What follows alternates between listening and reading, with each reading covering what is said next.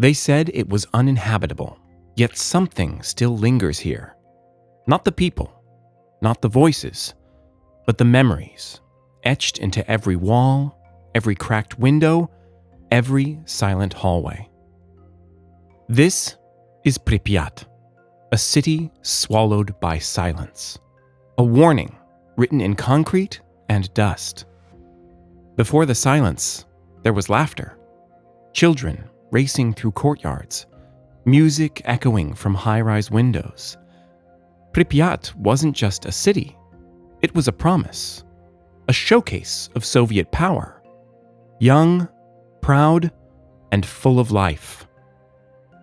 Built in 1970, population 49,000. A dream city for the workers of Chernobyl's nuclear future. No one imagined it would all be gone in less than 3 hours. It was a calm spring night, April 26, 1986. The streets of Prypjat slept in silence.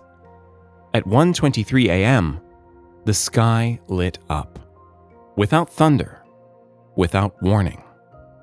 Inside Reactor 4, a safety test had spiraled out of control. The core exploded. Graphite burned. Radiation released into the wind. But in the city, no alarms, no sirens, only the eerie glow from a place that should have been dark.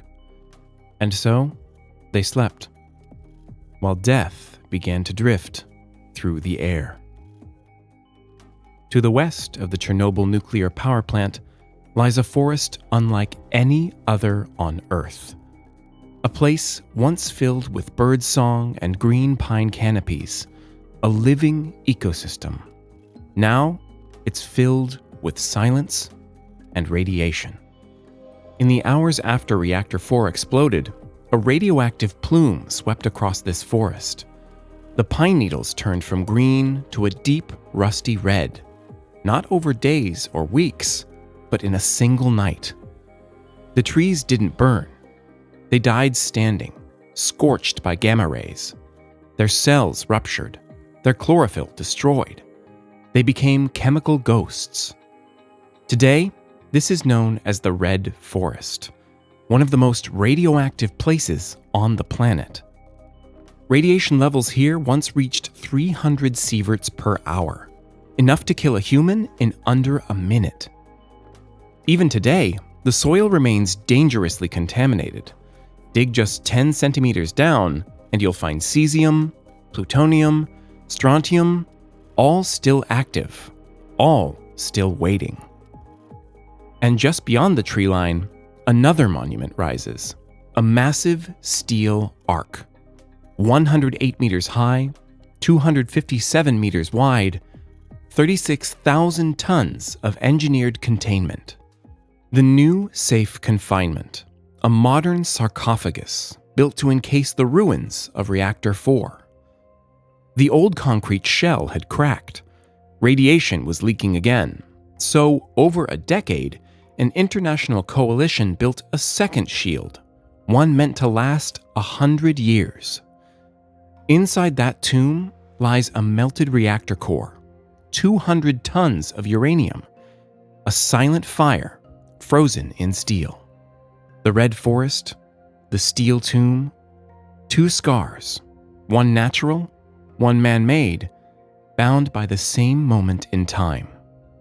One still growing beneath the soil, the other holding its breath beneath metal.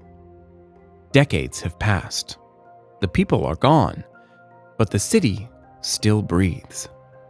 Not through voices, but through vines, through roots splitting concrete and moss covering forgotten desks.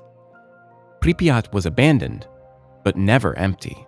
Wolves roam the streets. Wild horses drink from radioactive puddles. Birch trees grow in living rooms. Radiation lingers, silent, unseen, but life persists. Here, time doesn't heal. It transforms. And what was once a symbol of progress is now a kingdom of decay. Prypjat was meant to lead the world into the nuclear age. Instead, it became a silent monument to ambition, to failure, to lives that vanished without a sound. Some wounds are too deep to heal, but they must never be forgotten. Which forgotten city should we explore next? Fukushima? Centralia? Hashima Island? We told this city's story. Now, tell us yours.